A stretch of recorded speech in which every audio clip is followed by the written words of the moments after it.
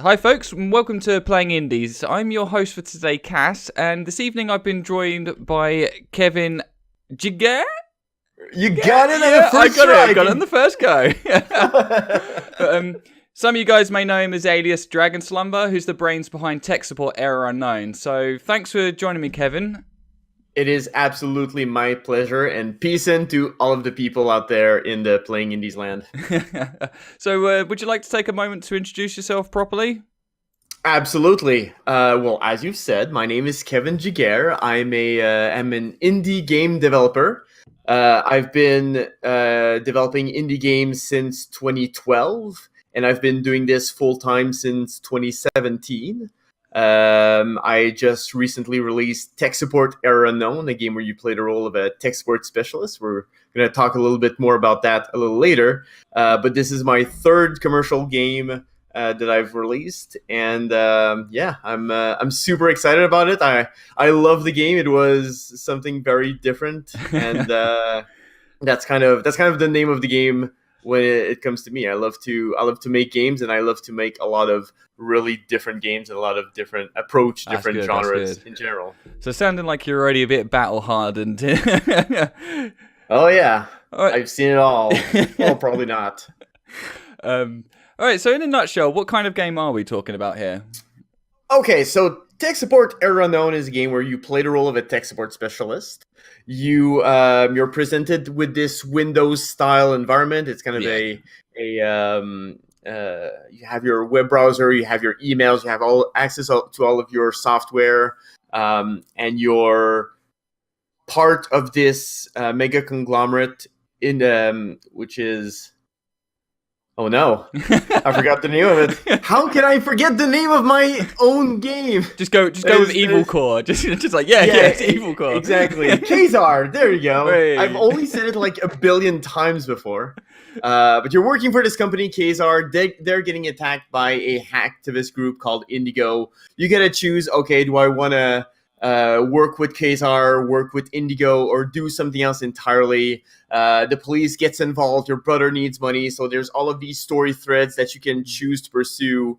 Meanwhile, also fulfilling the role of a tech support specialist, communicating with customers, and having all of these procedural conversations with people, figuring out what their issues are, completing tickets, earning money, and upgrading your computer all along the way. So it certainly sounds like it's gone a bit beyond. Have you tried turning it off and on again then? Absolutely. So, but that is in the game. That is the first thing that I implemented in the game. Can you turn it off and on again? Something that anyone that works in real tech support can seriously relate to. Exactly. The game kind of starts off easy. You ask questions to people, try to figure out their issues, and as you move forward, you have access to new pieces of software. Additional rules get added to the game, and you have to balance everything out. You need to figure out what their warranties are. You have to look at their customer profile and all of these things to kind of figure out what is the appropriate solution to the issues that they're encountering. Yeah. So, like, obviously, I've not had the pleasure of trying your game yet, but from what I was reading on your store pages and your descriptions and everything, is you've got your overall plot that links in with the different companies, but I hear you also got like multiple choice endings. So, how much of a major role does that take in the game? Yeah, so one thing that was important for me, I wanted for the players' decisions to really have an impact. Yeah. So even early on, like you're not just choosing between, do I want to work with Quasar or with Indigo? You have all of these groups that kind of want your attention, want you to do stuff for them. And they'll kind of reward you accordingly. And depending on what you choose to do, who you choose to help or not help, you're going to get one of 23 different endings. Some of the groups are directly conflicting with one another, like Quasar and Indigo. Some of them are entirely separate, like your brother who's taking care of your sick mother. He's asking for money. And, you can also choose to disregard all of it and just say, you know what, I'm going to be the best tech support specialist I can be. And then the game accounts for that as well. And that's good. The people kind of react to what you choose, how you react to them. If you choose to help them, they're going to come back. They're going to, interact with you a little bit more. If you choose to ignore them, then they're going to react accordingly, and they're just going to disappear out of your life. Yeah. So the game really is about those choices. It's not just at the end of the game you press a button and that's the ending you get. It's the choices all throughout the game, and sometimes the choices are separate, meaning that you can kind of choose. You can follow multiple paths, and some of them are kind of conflicting and kind of have to choose between one or the other. Yeah, so it's kind of nice giving players that level of control with the direction the game goes. And I'd be kind of curious how many people have just stuck with just the tech support through to the end. Well, I do know that because there are Steam achievements associated with all of the major endings.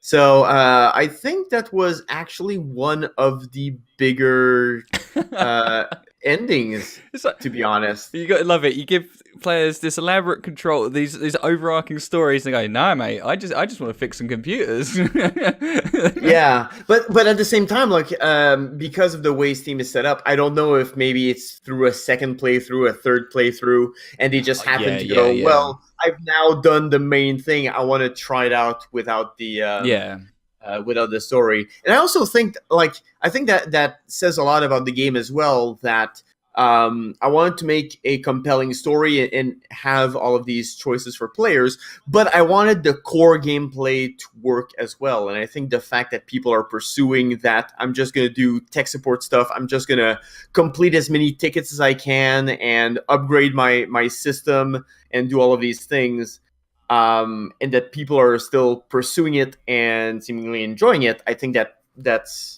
speaks well for the game as well. Yeah, definitely. So, what actually made you choose to make this style of game? For me, so this is my third game. I've worked on a Japanese-style RPG called Arelite Core as my first title. That one took 4.5 years to make. It was this huge production that took, it required a lot of people. It required a lot of my time. At that time, I was also working at another company full time.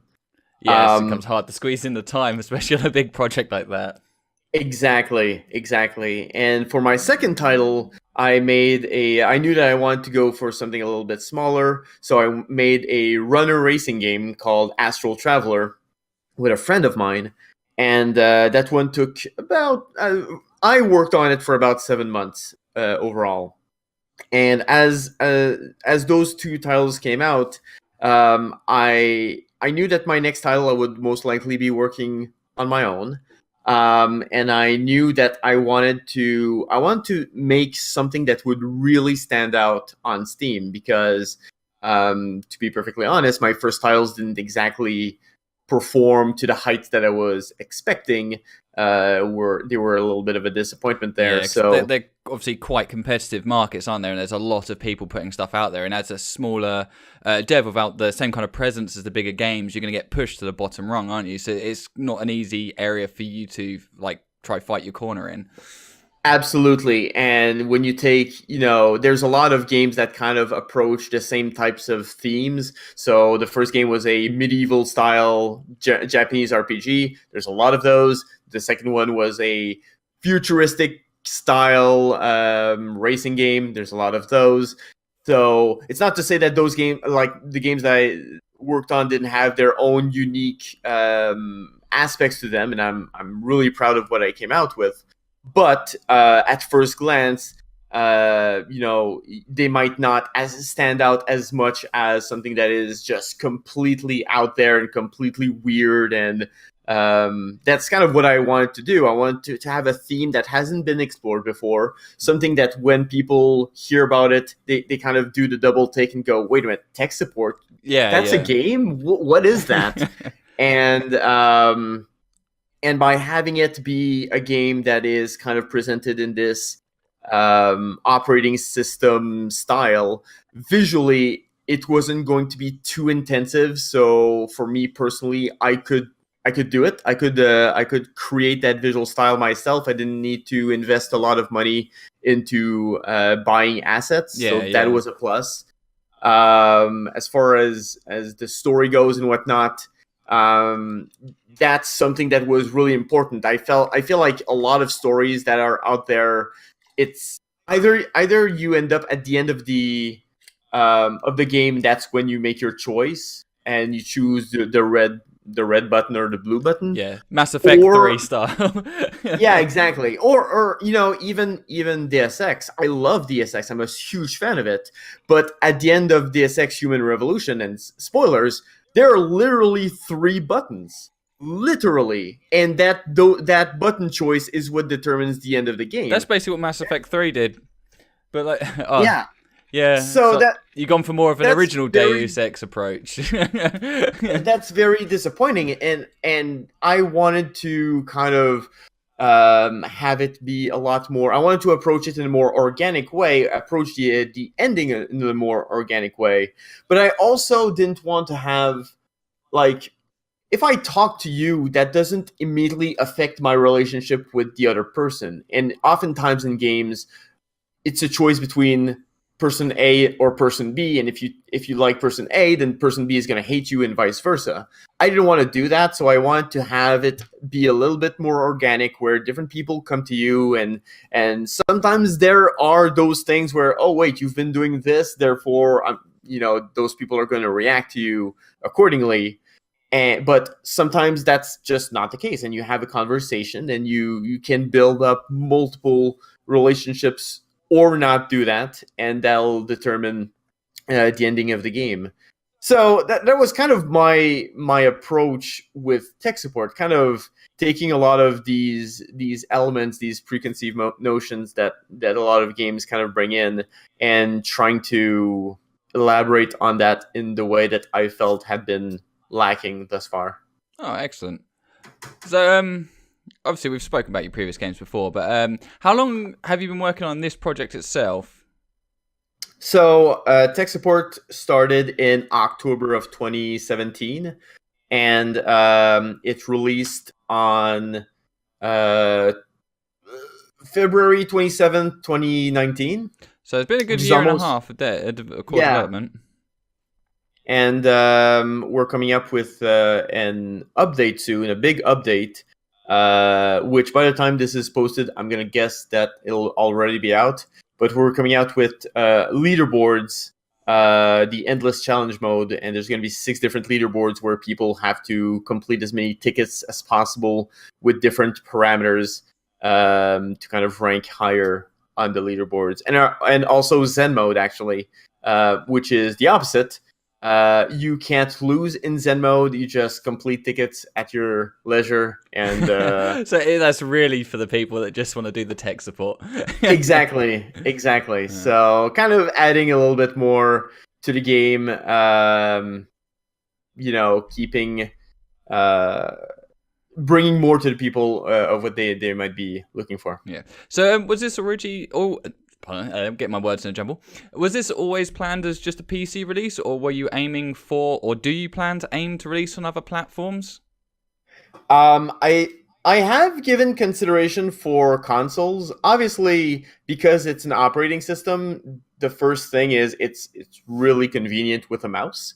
So all of the UI is kind of built around exactly that, having a mouse or some sort of cursor to be able to interact with everything. That does mean that it technically could work well on a tablet. I don't know that it would work well on a phone, because a phone is pretty small. Although nowadays phones are like... They are getting pretty impressive in size. Yeah, exactly. I remember when we used to laugh at the N-Gauge. But yeah, so it could work on a tablet, but the problem is that I don't think that it's... the mobile space is not the same audience as the PC/console space, and I think that because those expectations are more freemium and whatnot, I don't think that the way the game is structured right now, it would really work environment. So right now, that's not really something that I'm personally pursuing. Yeah, I have to agree with you there, because obviously that's going to be a lot more work for you, and really the reward probably would be minuscule. Exactly. Especially so, because I do this full time, like, the way that I choose to invest my time is really important. I need to make sure that I invest it wisely, because I need to rely on sales and whatnot to afford a living. So yeah, if I, that's why I haven't really pushed for a mobile release at this point, and instead have started other games. Kind of started pursuing other ventures. Yeah, so tell us a little bit about what your daily cycle was when developing this game over that year and a half. Well, I say year and a half, more than a year and a half, because you're still going. But tell us a little bit about your day-to-day process for those who may be more interested themselves in getting into the development. Sure. Well, a little bit about me. I'm single. Ladies or men? Men, actually. Men. Oh, there you go. Bachelors out there. There you go. But so that means that I don't have any of those obligations. I don't have any obligations towards family. I don't have relationship obligations in general, which means that I get to spend a lot more time focusing on this stuff, which allows me to release stuff presumably at a swifter pace. Typically a regular day, and that's, literally any day of the week or weekend. Get up, check my emails. Sometimes I'll have conversations over Skype or Discord with some of the people that I'm working with. For instance, tech support was released by I have a publisher, Iceberg Interactive, who have been super useful, and we often communicate through Skype. So they're in the Netherlands, so because of the time difference, oftentimes when I get up, that's when we'll have our conversations. And then I just go on to whatever work I have planned for that day. Usually I'll have a list of the upcoming stuff that I need to work on, and I'll know, I have all of these bugs that I need to address, or I want to start implementing these features. I do a lot of writing, during the day, and kind of figure out all of the things that I need to write for the story and integrate. And then typically during the evening, I'll also be streaming some of the game development. So I'll be streaming 4 hours of game development. Oh, that's got to be challenging streaming as you're developing, because obviously I've got minor experience with coding, and I know sometimes that can be a real brain drainer. So then when you're trying to entertain an audience as well, that's got to be challenging, dude. Yeah, I don't know. So I always question to what degree I end up being entertaining during those sessions. But I enjoy. So I really enjoy the conversations that I end up having with the people that are there, and they're very varied conversations. It's not just focused on the stuff that I'm doing or the work that I'm doing. It can be on stuff happening in the world, games that are coming out, movies. Yeah. Really philosophy. There's a lot of philosophy stuff happening. It kind of runs the gamut, and meanwhile I'm chipping away at whatever issue I'm having. I think that because streaming is all about I'm interacting with people who are writing. Like, I can just talk about stuff while I'm solving whatever bug that I'm solving. And if I need to focus a little bit more, I just shut up for a moment, and I kind of figure out, okay, I need to do this and this. Yeah. And I think once you solve a problem, it's the time that it takes to execute the solution, and then that kind of becomes second nature. I'm 36. I've been doing programming for 15 years professionally. So a lot of programming is kind of the same thing again and again. You're just redoing a lot of the same things. So I suppose it's just like playing guitar and singing. Once you've been practicing a lot of the time, you can multitask it quite easily. It becomes a second nature. Whereas to me, it's like I'm looking like Xavier, like trying to read someone's mind, whereas you're just like la da da da da da, child's play. Yeah, that's pretty much it. So and then when the stream ends, during the time that I was working on tech support, typically I would create either a build or like 6 different builds sometimes, with a debug version and a non-debug version for Windows, Mac, and Linux. I would upload those to Steam, so my publisher would have access to them, be able to check them out. Yeah. Thankfully, nowadays that's not the case, because that's the case for the big update that's coming out. But otherwise, we've been because I'm more focused on some projects that I'm doing with myself. I don't have that worry as much, and I'm still in the early process of development. So, making six builds is quite time consuming. I can tell you that much. So, what are you actually building this in? It's made in Unity. Oh, okay. Yeah, it's become quite a serious contender in the indie scenes nowadays, isn't it? You do see Unity everywhere now. Yeah, Unity is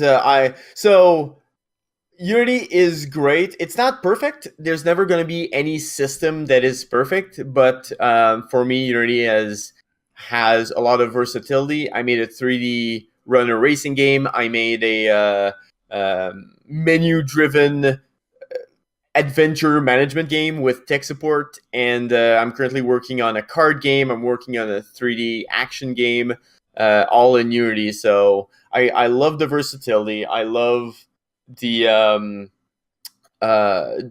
speed at which I can go from nothing to something that's playable and prototypable, and this is fun or this is not fun. Yeah. Why isn't it fun? Which a lot of it comes down to, I've been using Unity for since early 2017, really. So I have a lot of experience with it. Yeah. The more experience you have, the faster you can go. So from what I understand, it's based on C#, isn't it? Yeah, exactly. And I've been using C# all throughout my indie game development. It's what I'm actually starting to learn. You're learning. Yeah. I've just started learning C# because programming is something I've wanted to always fiddle around with. So yeah, it's interesting to hear how other people's experiences with it, especially when it's something I'm working towards myself. And I'm sure there are many others out there who are now working on it because it's quite an accessible language, and there are a lot of resources out there for nothing that people can access and start playing with. And obviously, you can get the development kits for Unity for nothing as well. So a lot of people are starting to dip those fingers in those pies. So my first game, Arelite Core, my first published game, I started in 2012, and it was coded in C#, but I made my own engine for that. So I had the XNA developer kit, or XNA framework, I guess, which Microsoft had released, which was for developing games for the Xbox 360. It was used in a lot of indie games back then. They've since discontinued it. It became monogame. But yeah, I that's kind of how I started learning C#. Obviously, by that time, I knew other languages. I had done some VB.NET, and I had done PHP, and I was a Flash programmer in the mid 2000s. So crikey, that's a shout. That's a cool pack and a half. I had a lot of it was my first foray into something like this, but I found C# very accessible, very easy to learn in my case, and with Unity, one of the reasons that I gravitated towards Unity originally was because I could kind of see some relationships with Flash. I thought that a lot of the way that you set things up in Unity were very similar to the way you set things up in Flash. Yeah, and like associating scripts to objects and the likes. So I immediately gravitated towards that at that time, and by that time I had 4 years of building my own engine experience with C#, so I was pretty comfortable with the language. That's handy that those skills are transferable, because I'm sure you'll remember back when Flash was a thing, how everyone was adamant that was going to be the future, and learning to code in Flash would be so beneficial, and then it just nosedived. Well, so I did have a career for several years as a Flash programmer, so that was useful. Yeah. I think the unfortunate thing about Flash is I feel like it was useful, but the problem is that no one wanted to support it. Like, once Apple decided I'm not going to support Flash anymore, like, that's when it took a nosedive. Yeah. And I think it's really unfortunate that it hasn't been replaced properly. Everyone kept talking about, oh, HTML5 can do all of these things. HTML5 is not Flash. Flash really did something special and made a lot of things available on the net, which I think nowadays is not as easy to do. You can do it kind of with Unity, but Chrome is wants to get rid of some of that stuff as well. So I think it's it's unfortunate that we have all of these great things, these great tools that afford us cool experiences for the end users, and they die out, not necessarily because they're bad, but because they're business. Yeah, well, the people, the Flash relies on browsers supporting Flash, and the browsers just went, nope, we're not supporting Flash anymore. Even to this day, I know we're going quite off topic here, but even now we've still got so many things out there on the web that have a serious Flash dependency, and people can't use because there's still no substitution for it, and half the browsers don't use it, and then you get those dark moments where you have to reuse Internet Explorer, which nobody likes to do, just because Chrome goes no to this, and all these other things have just said no, and as you say, there's nothing that's really filled that void, and it did have its place. Yeah, I have multiple projects going on right now, some of which are web driven, and whenever I need to do some testing on the web, I don't have a choice but to load Firefox because of that. Because otherwise, I just can't load it, and Chrome is just I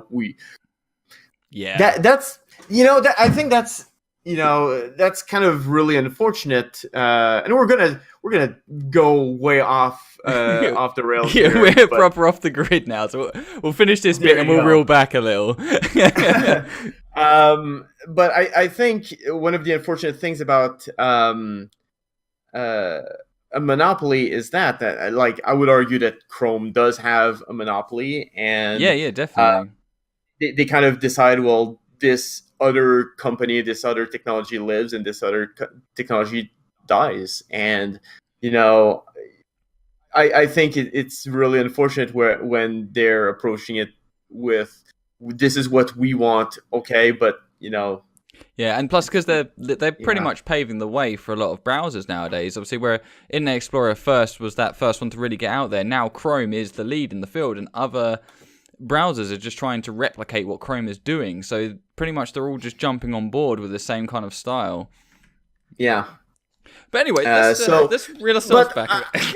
Actually, I'll just say one last thing, I think that this plugs really well. So, and this is gaming oriented, so there you go. But right now, there's the Epic Store that came out, and a lot of people kind of don't like the. There's been a lot of complaints towards the Epic Store because people kind of want to have their stuff on Steam, and Steam is very convenient. Steam is well established. People have all of their games, and I completely agree, and I completely understand that point of view. But I will say this: one of the things that I love about the Epic Store is Steam currently has a monopoly. Oh yeah, big style. And they to be fair, I think they've done a pretty good job, and they've made gaming games very available, and indies can publish whatever they want on the platform, which is, it's a double-edged sword, but it does have the advantage of, even someone like me, I can go out there and make a game and not be blocked at the entrance. But at the same time, you get a lot of trash, don't you? Yeah, exactly. It's kind of this weird double-edged sword. And that's kind of what I want to get to, where I love the Epic Store because I'm hoping that it kind of forces Steam to improve on some of the aspects that they didn't necessarily need it to improve. Yeah. And we might end up having a better Steam for it. Yeah, I mean, I'm 100% behind you on this, because I mean, we've got a lot to thank Steam for. They really did launch a digital platform for PC gaming, but as you say, I think Steam have got very complacent over the years. They've done the bare bones now, and you think you've not really seen much change. They take a very large slice of the pie, but there is the benefits of the accessibility, but then there's no real garbage filter. And Epic Store, it's nice them kind of allowing more of a cut. And I know there's a lot of controversy around the exclusives, but as I've got a lot of years of console gaming under my belt as well, it's something I'm very, very, very used to. Because it's like when Microsoft came onto the scene, they bought out bloody everything. So it's nothing new to me. And it doesn't even have to be Epic specifically. Like Discord for a while had their Nitro thing, which I don't think they're supporting as much. And there are all of these Uplay, platforms. Origin. You got the Green Man Gaming got those. Twitch has got their own. So there's a lot of things out there already. Yeah, exactly. So that all this stuff is already there. It's just people have decided to get their backups about this, and I still believe a large part of this is plain and simply because Epic have got Fortnite. I really do think that has a large part behind it because it's the edgelord thing at the moment to hate Fortnite. Maybe, but I get the feeling that it's also because I don't think that the platform that Epic has currently is as strong as the Steam. I don't like the UI isn't as good. There's a lot like it's not, Epic. The Epic platform has flaws. The Steam platform has flaws. Yeah. But we're all used to the Steam platform. We've been using it for well over a decade at this point. The Epic one is a lot more bare bones compared to it. Yeah. But, exactly. But then Steam was once upon a time. It will catch up eventually. Yeah. So I mean, all I wanted to say is, it will be annoying to have the game that you want end up being exclusive to the Epic platform and being forced to go to those other platforms. I think in the case of Uplay and all of those publisher controls platforms, like that's their own stuff. So I don't think it's quite the same. But in the case of Epic, because it's other people's games being brought to their platform, like it adds an element of competition. And I think that's in the end, it's going to be annoying in the short term. But in the long term, I think that gamers and developers are going to come out on top. Yeah. In that. I think competition brings that, and competition forces innovation and forces just better terms for everyone involved. Yeah. No, I completely agree there. Right. So getting back on track. Oh, that's right. I made a game. Yeah. So, welcome back, everyone. We're now going to go back to what we were talking about. So going back to more of your development cycle, tell us like some of the major setbacks you got, or have you had any really bad conundrums, or were there some really funny kind of situations you got stuck in? Oh, man. So I don't have an answer. I'm trying to think about something. I mean, I don't have anything specifically funny. But Tech Support is the first game that I published by someone else. That it is getting published by Iceberg Interactive, and but prior to this, I was kind of against publishers in general. We as indies have access to, like I was saying before, we can publish our game. We have access to all of the tools that everyone has access to. We can send out press releases. We can create our own trailer. We can do all of that stuff. But after the struggle of my first two games, it became obvious that I needed, and I was kind of seeing that Tech Support was doing the same. I was trying to ramp up interest and starting to send press releases, and it didn't kind of hit home. So at some point I decided, okay, I if I continue on this line, I know what's going to happen. The game will be a complete failure. No one is going to look at it, and it's unfortunate because games don't necessarily live and die by the game itself. They live and die by the hype that is behind it. And I think that's true for a lot of games, for most games, really.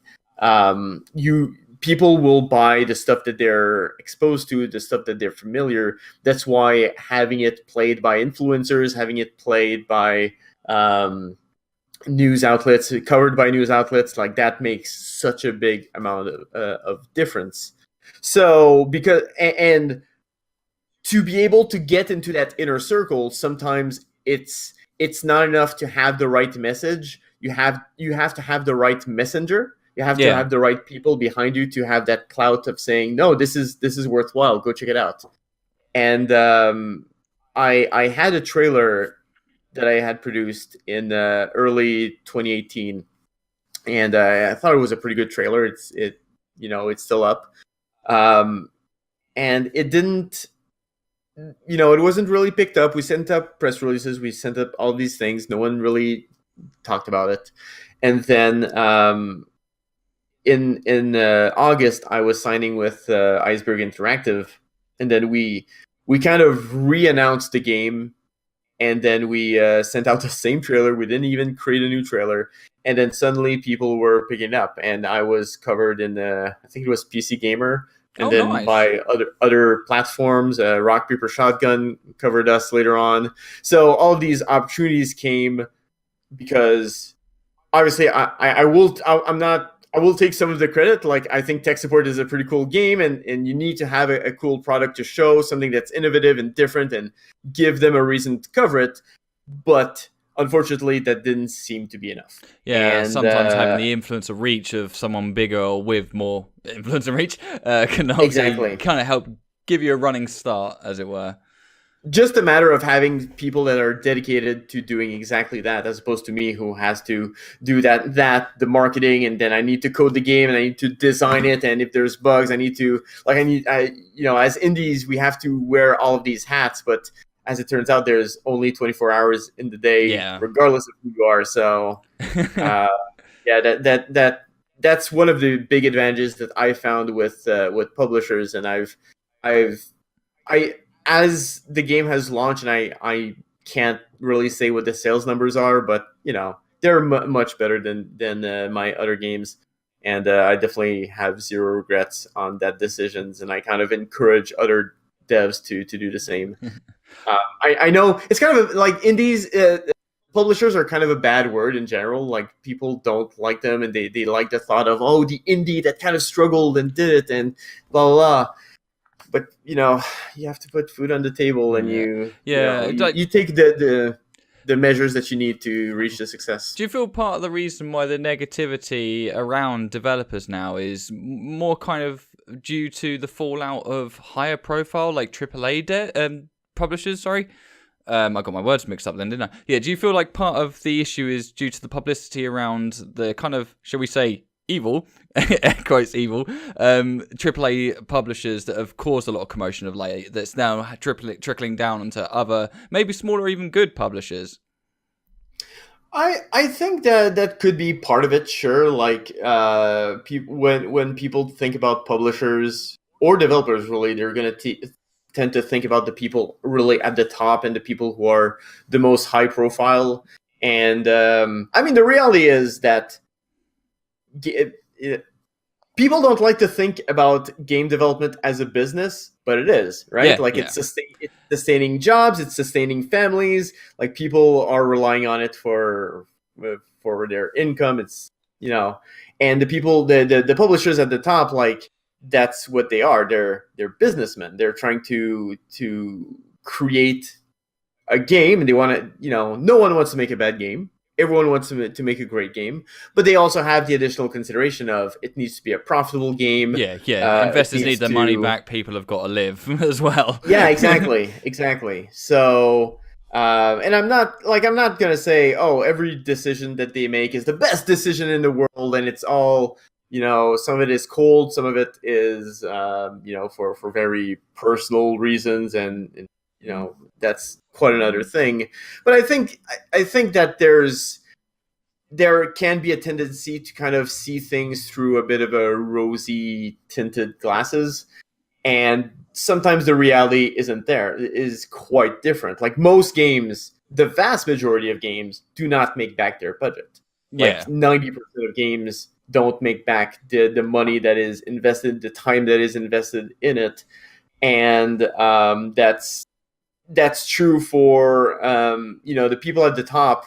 They release games that cost tens, hundreds of millions of dollars. If you were investing hundreds of millions of dollars, you would want to see that return on investment, obviously.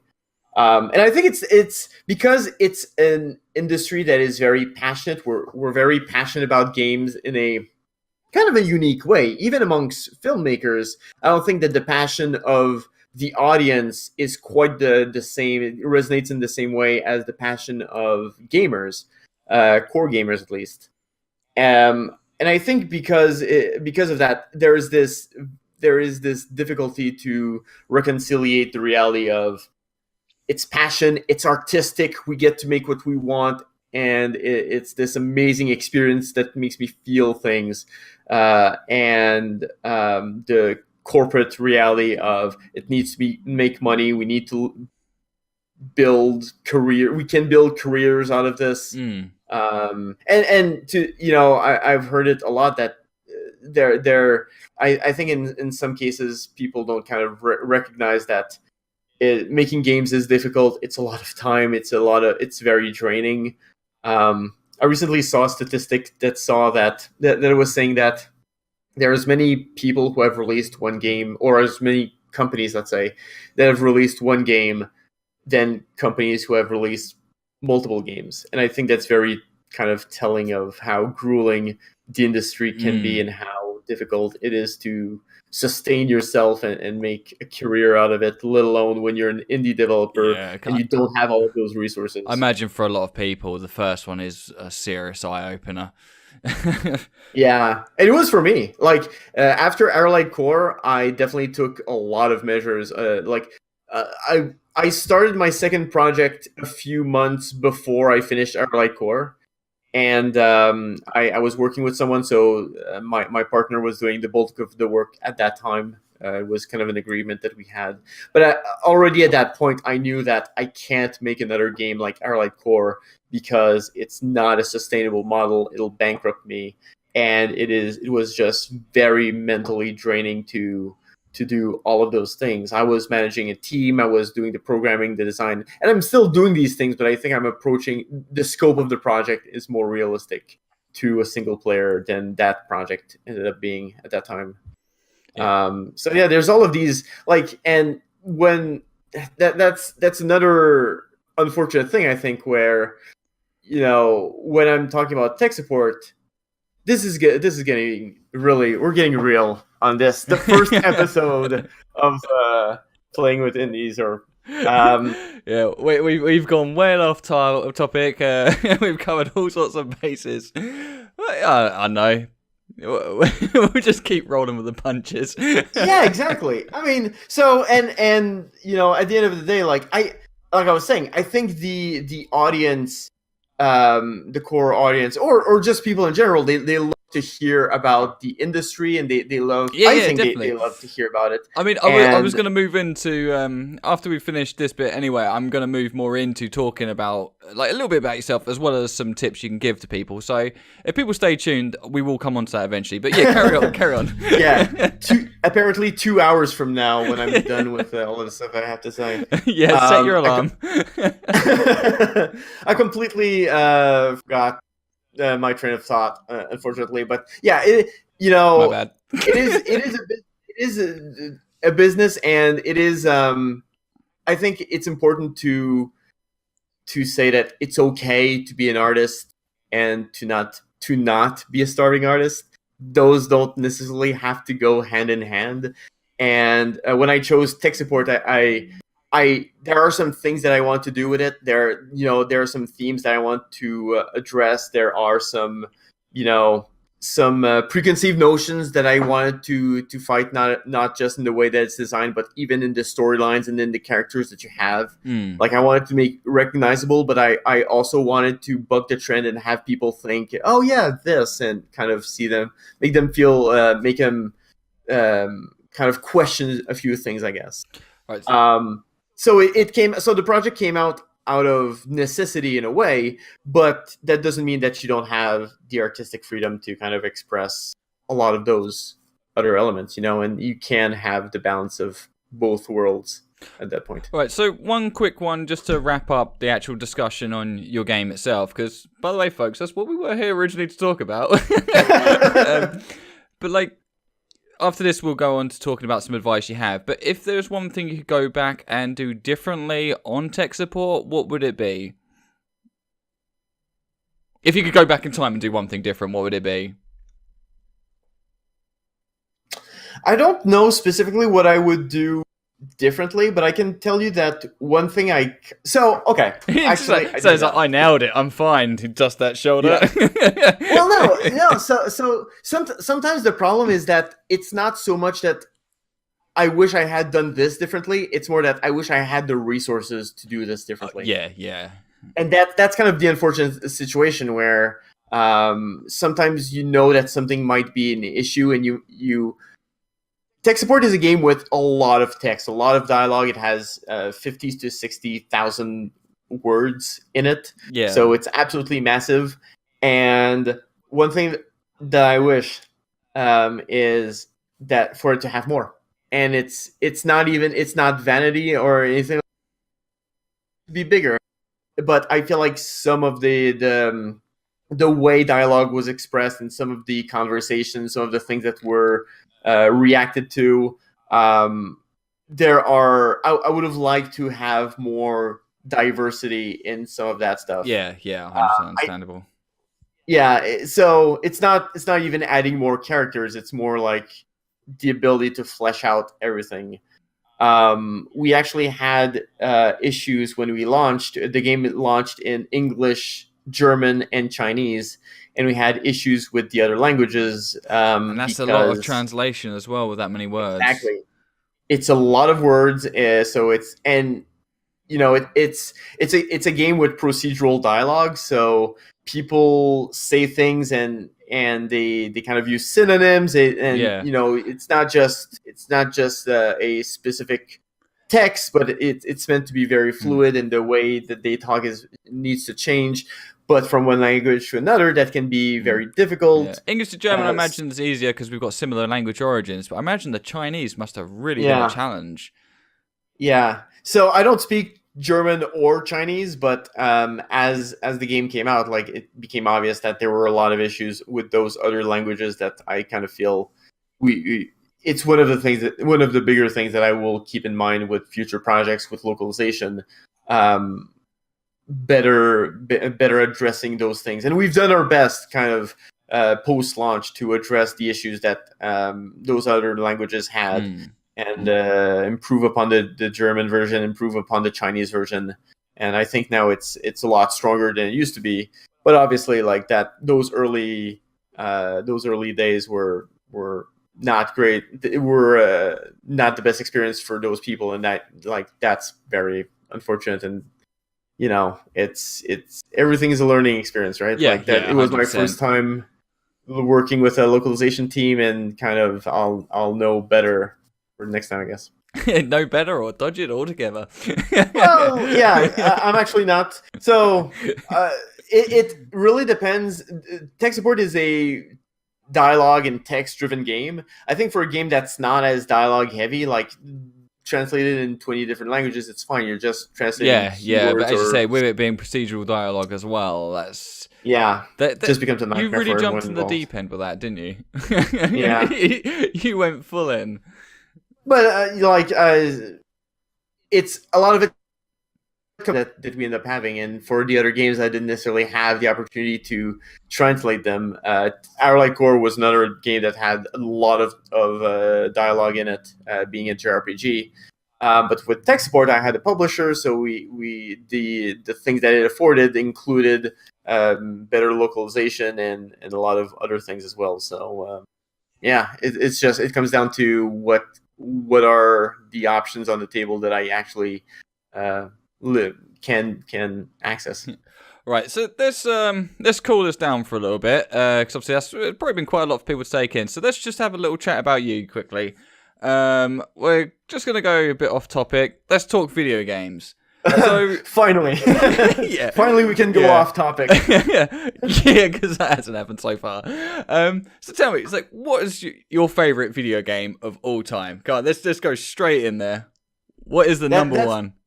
That's the tough one, right? Like that's the question that everyone asks, and that is the question, every interviewee the impossible question.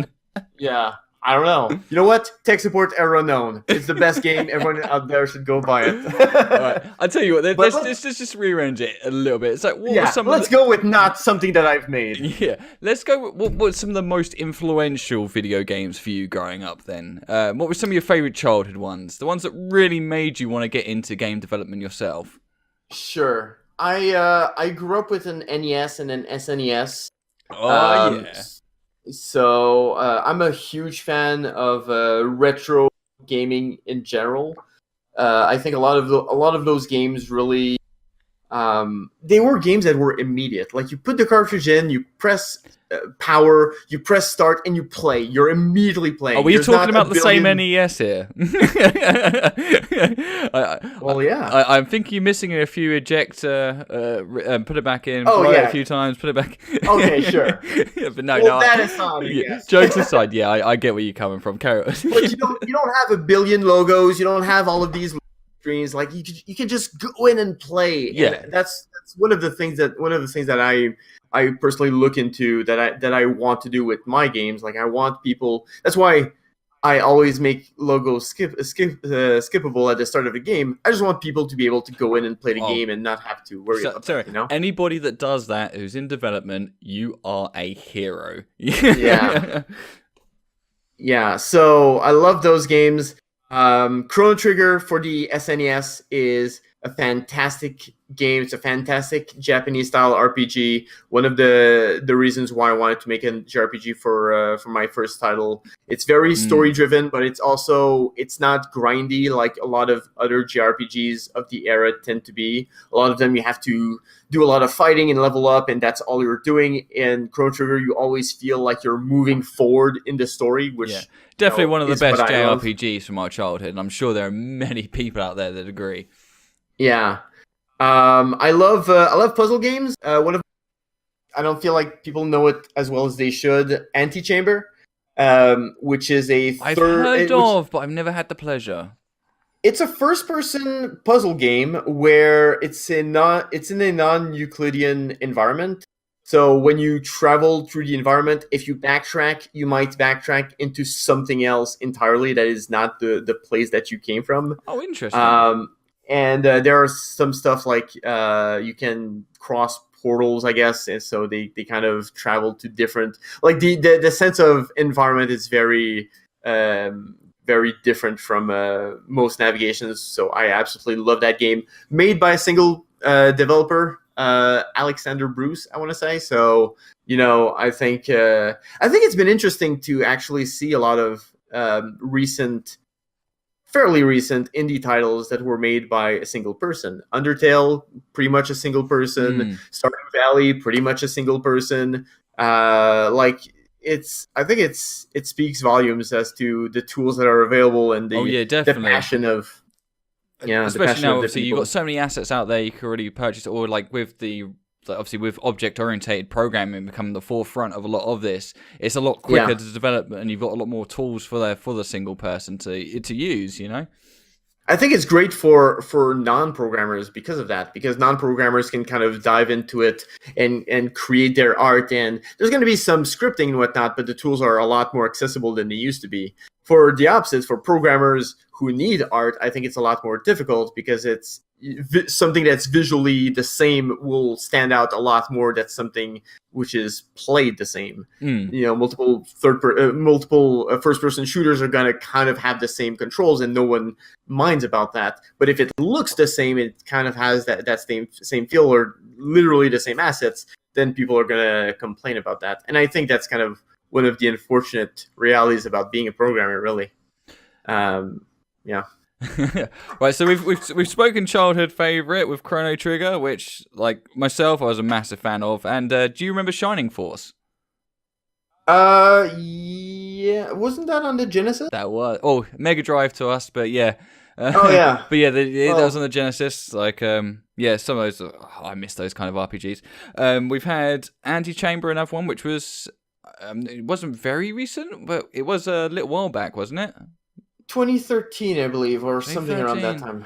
Yeah, it's been a while. So would you say? I mean, we can throw a bunch of other titles randomly, like Doom. Doom is fantastic. The original, so every Doom except Doom 3 is fantastic. Yes, I remember everyone vetoed Doom 3, and I tell you, for the life of me, I cannot remember why we're all so mad at it anymore. Oh, replay it. I've replayed it recently. I'm just as mad about it as I never played it. I vetoed it because I think I was about 17 when that came out, and I vetoed it because I was very, very angry at the time, and I can't remember now. It's been 15 years or so. It's gone. It's kind of an uninspired, like, and the ironic thing is that you say that the game came out with 90s all across the board.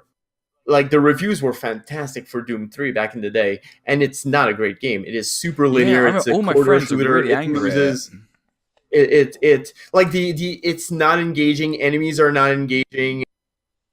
Level design. Doom has a fantastic level design. Doom 1 and 2 have fantastic level designs, and they're fun to explore. And the shooting is very satisfying. And then Doom 3 was something else entirely. Yeah, that game would have.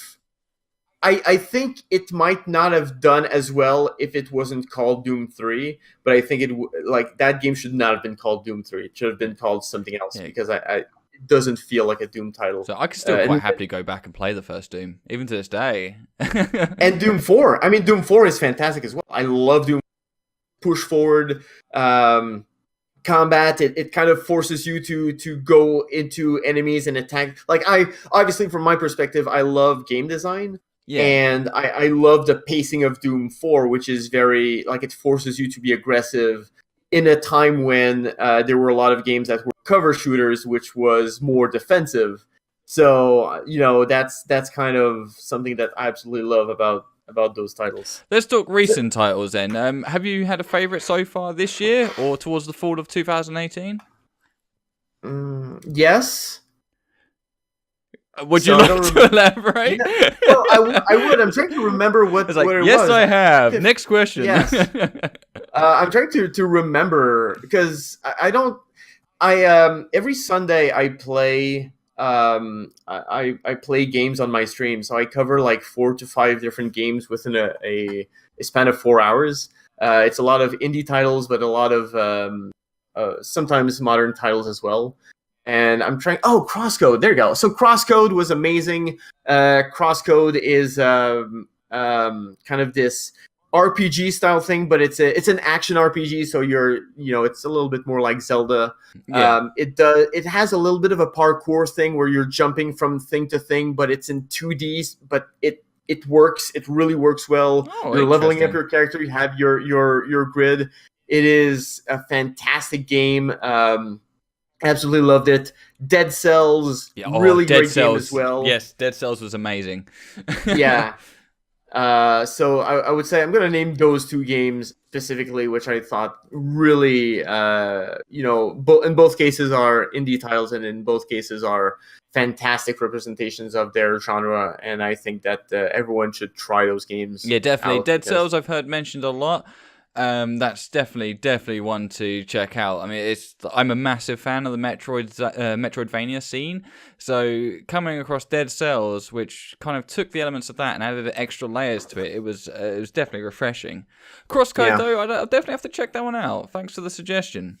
Yeah, I think Crosscode is also kind of semi-high profile. Like, Dead Cells kind of exploded everywhere. I kind of expected Crosscode to do the same. It didn't quite, but yeah, it's just it's very reminiscent of Secret of Mana, but in Secret of Mana you have a lot of waiting because you need to charge your attacks constantly, and they kind of do away with that, and it's more impactful. And there's a series I missed out on because I wasn't a SNES owner, whereas you were a Nintendo player. I was born and raised Sega. Well, I say born and raised after I moved on from like Amstrad and Amiga. All platforms that we didn't have on our side. Yeah. Right, so if there was like a major AAA studio you could work for, who would you like to work for ideally? You know what? I don't have a specific studio that I think I'd love to work on. Because I think for me, it's more a matter of having the right project, having the right gaming project. Okay, then let's twist this then. How about then, if there was a major AAA release that's already come out, which kind of major project would you have liked to have a hand in? Nier Automata was pretty good. Nier Automata was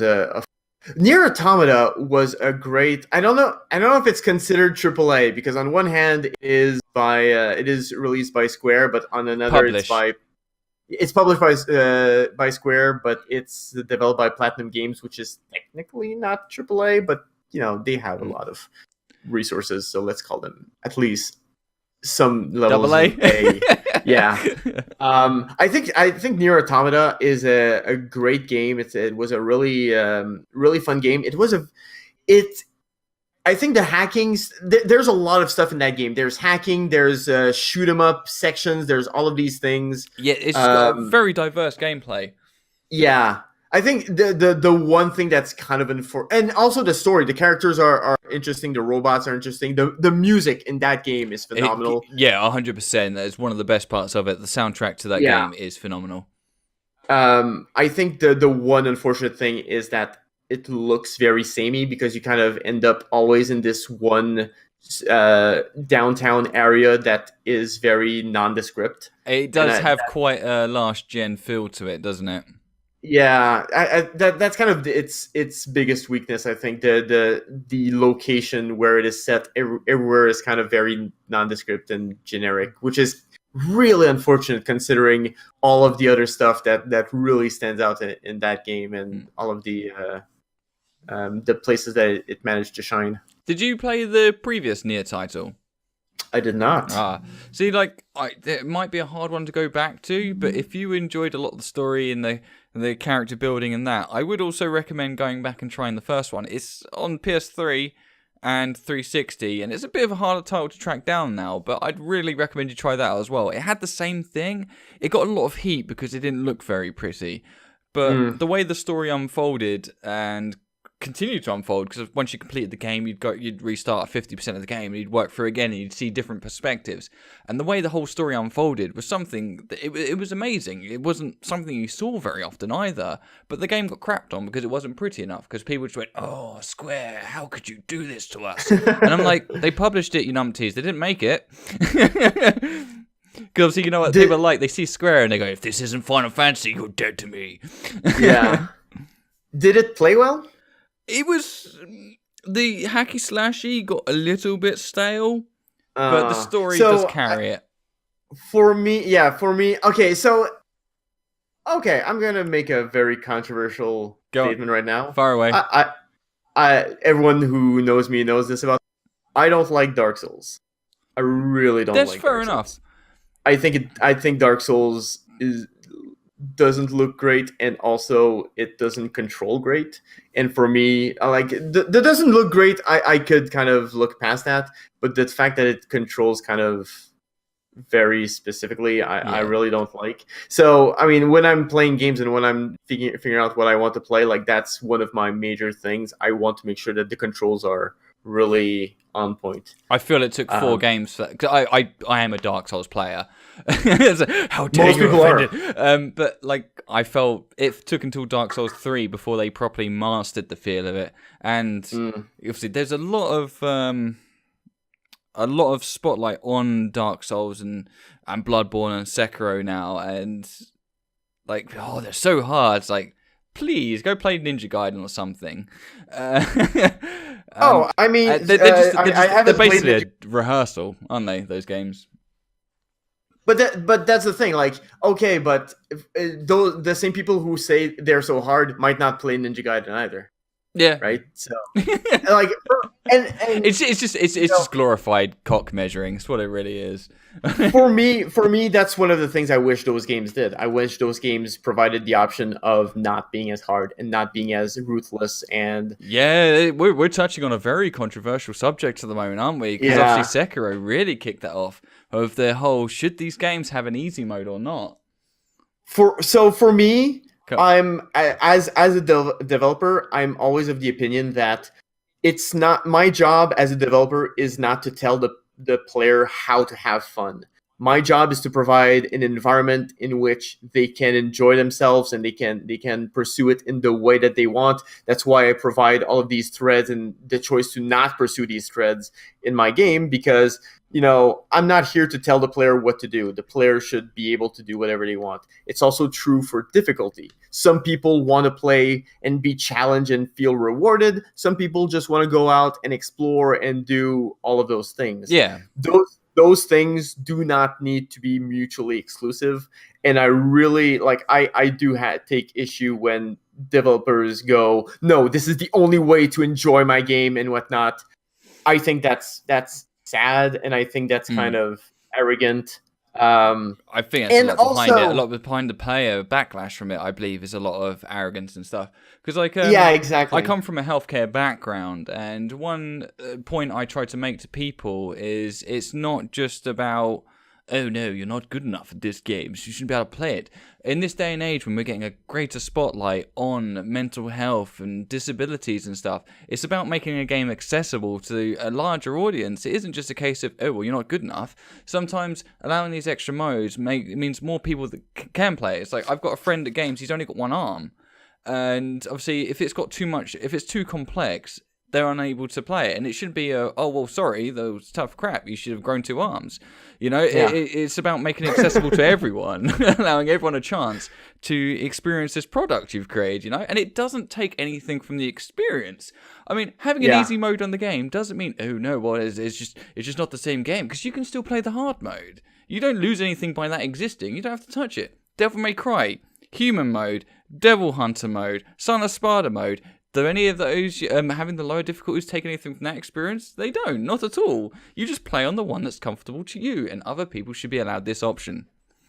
I want to praise Ubisoft for that, because they've released exploration modes for Assassin's Creed Odyssey and Origins, where there's no fighting, there's no anything. You just go around, travel, discover these worlds that they've created, and kind of, they're very beautiful worlds, they're very detailed worlds, and some people don't necessarily, they're not hardcore gamers, they just want to try this interactive experience, and that's okay too. They should be, I don't know if the story is included in those modes, but I would include them. Why not? I think they're a great addition, especially being, obviously, a lot of them are historical recreations, aren't they? Like my other half is massively into Egypt. It's what floats her boat. And she was so excited when she found out I was playing Origins, but obviously because you've got all the extra stuff around it, it was an experience that she couldn't have because she's not very adept at that style of game. It's not really her thing. But allowing these kind of exploration modes means these other people can see it, and especially when they're proper historical recreations, it allows people to actually not just use a game to go around killing people, but to actually explore and see things that you might not be able to in everyday life. Absolutely, and from a development standpoint, especially if you consider that from the onset of development, it doesn't actually increase that much. It doesn't take that much time. Sometimes it's just don't spawn any enemies, and there you go. Yeah, So it makes it simpler. You were mentioning the health care thing. I have a friend who has cerebral palsy, so he can't manipulate things very well. I'm very familiar with it.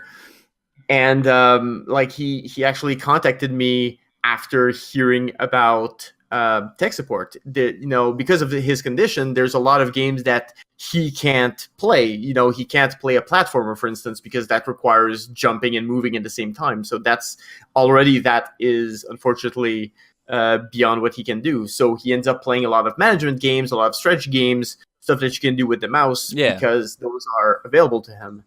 And he was contacting me about tech support and kind of wanted to know if that would be accessible to him, which the game absolutely is. You're going to find his name at the top of the leaderboards when the new mode comes out, because I've given him access to early stuff. He's been really passionate about the game. He's been super useful in helping me debugging it and whatnot. And I think just me meeting him and kind of being more conscious about his situation, I feel like there's a lot of discussions that happen about people who are colorblind and all of those things. But I think those levels of disabilities, the more physical levels of disabilities, is not something that is touched upon as well. In that, I think meeting him made me more conscientious about that.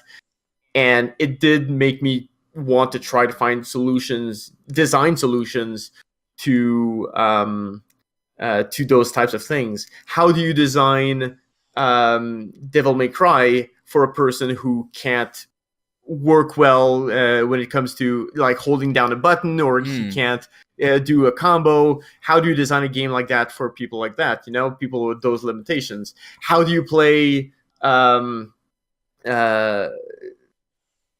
a skateboarding game, Tony Hawk, if you're blind? And I talked to blind people and kind of had some of their insight about that and some of the tricks that they use. And there are tricks and there are things that we can do as designers to kind of account for that. Yeah, I mean, it's commendable that you have gone to that length, because obviously it's something that not a lot of people even consider, let alone look into. Yeah, and it's not always easy because the reality is sometimes it does require a lot of extra work. Or sometimes it's just plain and simply not achievable. Yeah, but it's all about it's just about making reasonable effort. Yeah, I think sometimes it's achievable, but the question is, how is it achievable? And it's not going to be the exact same experience for those people. But I think that getting like 60-70% of the way is already better than zero, right? Yeah, 100%. You know, and we continue to put efforts to help to provide them with better opportunities, because, you know, let's after all be grateful that we don't have those limitations ourselves and that we can actually perform all of these things. Yeah, and it's all equality and diversity, isn't it? Yeah, absolutely. Right, so let's steer away from that. We're gonna the deep topics, always. Oh, it's certainly been a roller coaster of an interview. Right, so just as we start to kind of unwind and wrap up, I would like to talk a little bit about some advice you could have for aspiring developers and everything. So, is there any real advice you could give for any aspiring developers out there, or any fresh developers? Yes. First of all, don't work on your dream project as your first thing. It is likely that you will really struggle with it, and it's not going to come out the way you want, and you're going to learn with your first project, and with every project, really. You're going to make a ton of mistakes, and you will wish that you had done X, Y, and Z differently. You will likely encounter scope issues. Your first game is going to be big, and it's going to take so much longer than you think it will. So plan it small. And then as you transition to second, third, fourth project, you're going to have a better understanding of what it takes to do these things. And I think you like the end result, the games will be much better for it. Take all of the help that you can get. If people offer their help, do take it. You don't have to do everything yourself. Likewise, don't make your game in a vacuum. If you're making a third-person action game, don't avoid playing other third-person action games because you want it to be all of your own. Other people will have played those games, and their expectations will be shaped by the other stuff that is available. So as developers, you have to play those games, and you need to be able to stand out in some capacity. You might not be able to reach the level of AAAs in, you know, graphics or resources or whatever it might be, but you need to, if you will be able to see, okay, but I have this which is unique, and you'll know what the standards are and what you can match and what you need to kind of be innovative about. Yeah, game dev is difficult. It is grueling. It is a lot of long hours. It doesn't pay well usually. If you're lucky, if you end up being one of the lucky ones like Undertale and Stardew Valley and all those titles. Like you have this big title which ends up everyone ends up buying and you're set for life. It's a very It's like winning the lottery. It's although yeah. it'd be lovely, it's something you shouldn't expect to happen. Yeah, exactly. And that's unfortunately I think most releases kind of are that. Like I said, about 90% of games don't turn a profit, and that's even more true for your first game, probably because you're going to make so many mistakes. I recommend people go out, read a lot about the industry, read about indie devs. I gonna push some of my stuff now. I write a lot of articles on Gamma Sutra. Gamma Sutra is a website for game developers and has a lot of articles. I wrote a lot of stuff about my experiences throughout the years and the stuff that I've had to struggle, my successes and misses as a full-time indie dev. And I am coming up with an article about going with a publisher and what that entails and whatnot, because I feel like there's not a lot of resources about that out there, and people don't really know. They might poo-poo the idea of having a publisher, but there are a lot of advantages to it. So, I always recommend go out, find a lot of articles about everything. Really, know your industry, know the back in front of it. Well, and once you become established, please also write about it and share your knowledge so that others can kind of grow from your mistakes that you will undoubtedly make. Well, you've just kind of accidentally stumbled into what my final question would have been, and to help other game developers get out there or learn the necessary skills, or as you say, with regards to publishing and everything, are there any real resources that you could recommend to them? Yeah, I mean, like I said, Gamma Sutra for me, it always depends on what you're trying to do, right? Like, as if your issue is how do I code in Unity, I know that some of my friends have been using Udemy courses. Unity itself, the website has a lot of tutorials on it. I think the most important thing is to be proactive, and you know what? The best resource is google.com or Google dot whatever extension you might whatever regional extension. It is so important to go out there and find the information. The information is usually out there, and you can go out, find it. Having good capacities of research will take you far. It takes you far as a programmer as well, because you're going to encounter a lot of weird issues that you don't know how to solve. So one of the best skills nowadays is learning how to use a search string and an engine. Yep, Google can answer just about everything nowadays. Exactly. The sum of the planet's knowledge. So yeah. Available at your fingertips, if so you choose to pursue it. Well, I think at this point we shall knock it on the head. It's certainly been an interesting interview. We've tried to stay on point, but you know how these things go. So I'm pretty sure your other interviewees will not necessarily, hopefully not divert as much. Maybe as a final point to everyone out there, please go check out Tech Support Era Unknown. You can find it at techsupportgame.com. You know what? I'm gonna plug myself in general. I do streaming on mostly a daily basis. You can find me at twitch.tv/DragonSlumber, I believe. I don't know if there's an underscore there or not. Either way, I'll put it in the comments. So there you go. Twitter, Facebook, Discord. Like I'm not super good with social media in general, but I love to have one-on-one conversations with people. And I encourage people to just go out there and go meet people, go networking. Yeah. Networking is that's the thing for game devs. Networking. 100%. The people you know will take you so far in life, and don't forget to to pay it forward as well. Yeah, definitely. Get yourself out on Twitter, get in Discord, get to conventions. Networking is 100% one of the best things you can do in most lines of work. Yep, absolutely. But so a massive thank you to Kevin for joining me today, and a big thank What's you. my last name? Giguère. That is my last name. There you go. I totally did not alt tab to see how you wrote it. So massive thank you for you joining me, and a big thank you for everyone who's actually watched or listened this far. It's probably been brain-meltingly long. But yeah, thanks for tuning in, folks, and hopefully I will catch you all next time. So that's bye from Kevin. Peace out, everyone. And goodbye from me. Take care, everyone.